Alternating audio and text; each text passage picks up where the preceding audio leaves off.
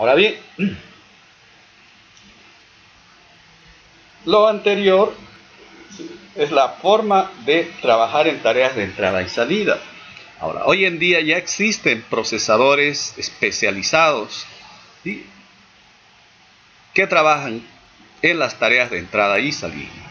A estos se conocen como los canales y procesadores de entrada y salida.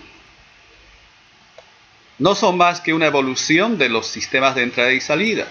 Aquí ya se tiene un procesador especializado que es capaz de interpretar las secuencias de operaciones y de esa forma tener bajo su control una mayor cantidad de operaciones o tareas, y además de poder controlar a muchos módulos de entrada y salida, y todos ellos con diversa complejidad, desde los más sencillos hasta los más sofisticados. Entonces, para nosotros un canal de entrada y salida no es nada más que un procesador especializado en tareas u operaciones de entrada y salida, que además tiene su propia memoria, ¿sí? Cuando tiene su propia memoria, a este dispositivo, a este canal de entrada y salida, se le llama procesador de entrada y salida. Nuevamente repito, un canal de entrada y salida no es nada más que un chip especializado en tareas de entrada y salida. Cuando ese canal de entrada y salida tiene memoria, además se llama procesador de entrada y salida. ¿Sí? Vemos acá la memoria principal. A través de un bus de datos se encarga con el canal de entrada y salida. El canal de entrada y salida interactúa mediante señales de control con la CPU. El canal de entrada y salida controla un módulo de entrada y salida, y este, ¿sí?, controla los dispositivos periféricos. El canal de entrada y salida puede controlar varios módulos de entrada y salida. Para realizar una transferencia de entrada y salida, la CPU lo primero que tiene que hacer es indicar qué canal de entrada y salida ejecutará un determinado programa. La unidad central de proceso también puede definir el espacio o área de almacenamiento temporal donde se van a grabar los datos, ¿sí?, en las tareas de entrada y salida. Y además establecer la prioridad, ¿sí?, y las tareas que se realizarán en caso de presentarse algún error en la tarea de entrada y salida. El programa a ejecutar esta tarea es el encargado, ¿sí?, de ejecutar esta tarea es cargado en la memoria principal y puede contener instrucciones propias para procesar los canales de entrada y salida. Eso significa que dentro del set de instrucciones del procesador hay instrucciones propias o instrucciones especializadas para trabajar con canales de entrada y salida. Después de terminar la operación de entrada y salida, el canal de entrada y salida deja el resultado en un área de memoria y a continuación genera la interrupción para indicar que ha acabado, ¿sí? Entonces, cuando un canal de entrada y salida sin memoria o un procesador de entrada y salida ha cumplido su tarea, luego de depositar el dato en la memoria o entregar al dispositivo periférico, tiene que avisarle al procesador indicando que ha terminado su tarea.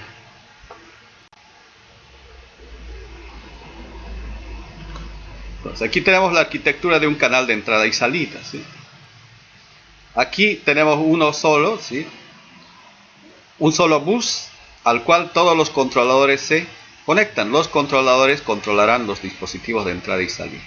Entonces, la unidad central de proceso, mediante señales de control, ¿sí?, indicarán cuál de los controladores de entrada y salida va a poder interactuar con la estructura de buses del sistema, ¿sí?, con los buses de datos y direcciones que le permiten acceder a la memoria principal.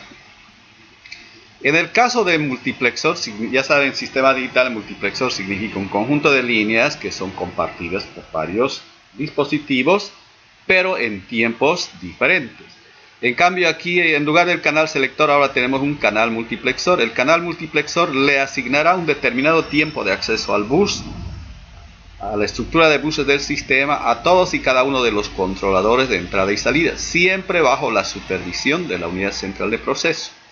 Los controladores de entrada y salida podrán acceder al espacio de memoria en tareas de entrada y salida. Aquí tenemos la descripción de un sistema básico de entrada y salida. Tenemos la unidad central de proceso, tenemos su bus de direcciones, su bus de datos, tenemos las líneas de control que forman el bus de control. Tenemos los periféricos de entrada, ¿sí?, los cuales interactúan con la estructura de buses del sistema a través de puertos de lectura, puertos de consulta y puertos de control, que interactúan con los registros de control, los latch o biestables indicando el dato disponible y los latch o memorias básicas de manejo de datos. También puede contener un controlador programable de interrupciones para poder controlar la conexión con periféricos, o un controlador, ¿sí?, de interrupciones especializado, que también interactúa con la CPU y con la estructura de buses, y también puede incorporar un controlador de acceso directo a memoria, que es un procesador especializado en tareas de entrada y salida. Ya saben, interactúa con el bus, con la CPU a través de las líneas Hall y HLDA, y además tiene sus propias líneas de datos. Y además, este controlador de acceso directo a memoria interactuará con los dispositivos periféricos a través de los canales de conexión con los periféricos. El controlador de acceso directo a memoria emitirá las señales de control para el acceso a la memoria. Un ejemplo de dispositivo de entrada y salida es el puerto paralelo de nuestras computadoras, también conocida como interfaz Centronics.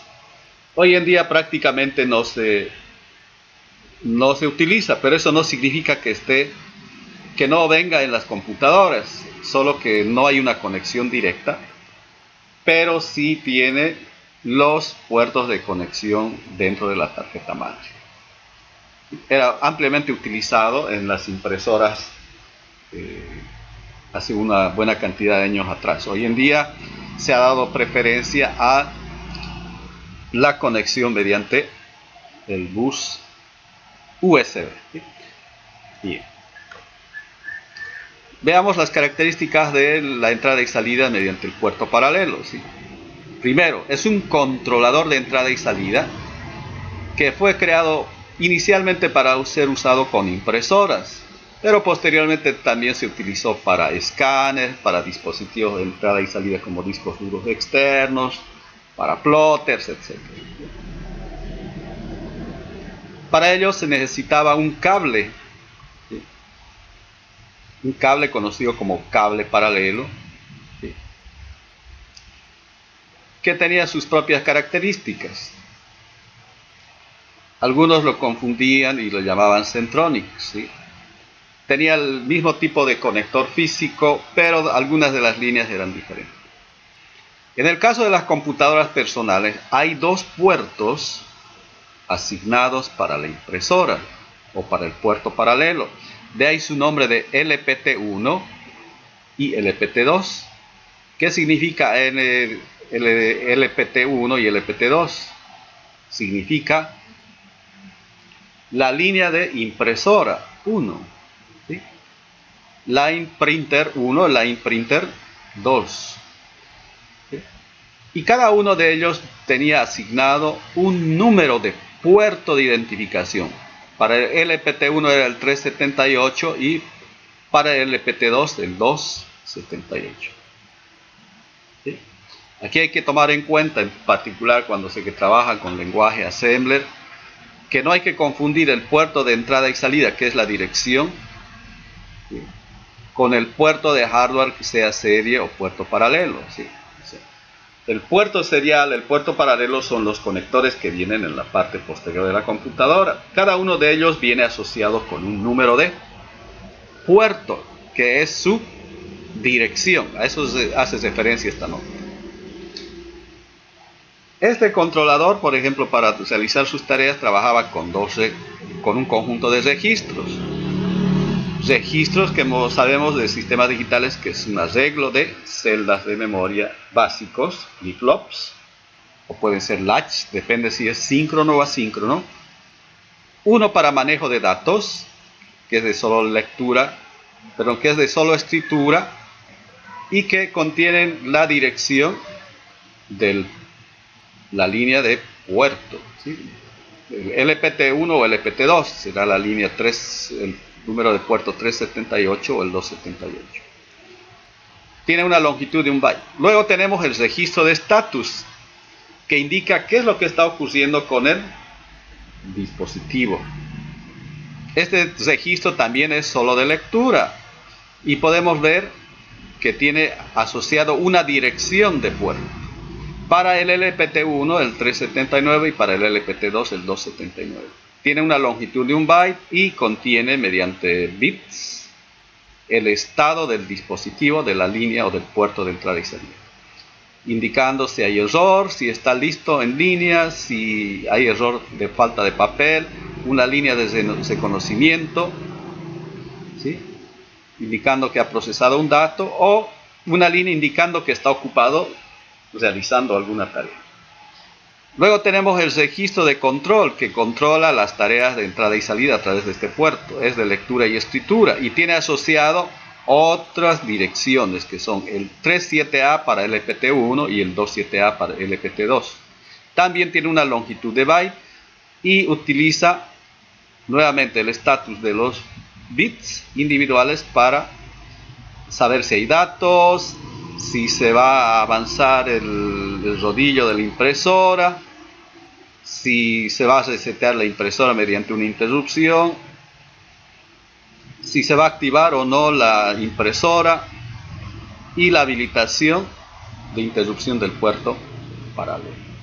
Sí, entonces este controlador de entrada y salida, para interactuar con la unidad central de proceso en su tarea de entrada y salida, se apoya en estos 3 registros: un registro de datos, registro de estado y registro de control.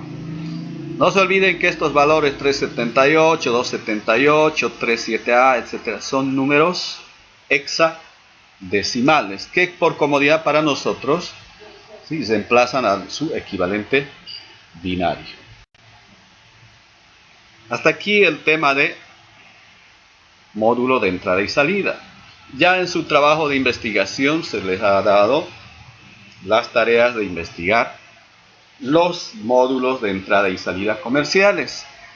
En el texto de Stalin, en la versión en portugués, por ejemplo, hace referencia al bus serial universal, el USB, el Firewire,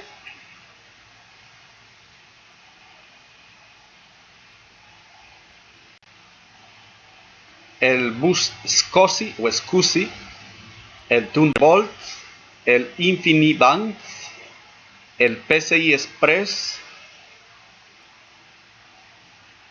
el ATA serial o SATA y la comunicación Ethernet que se utiliza en las redes. También hace referencia al Wi-Fi, que hoy en día es tan común en nuestros dispositivos. Está ahí entonces este tema de el módulo de entrada y salida.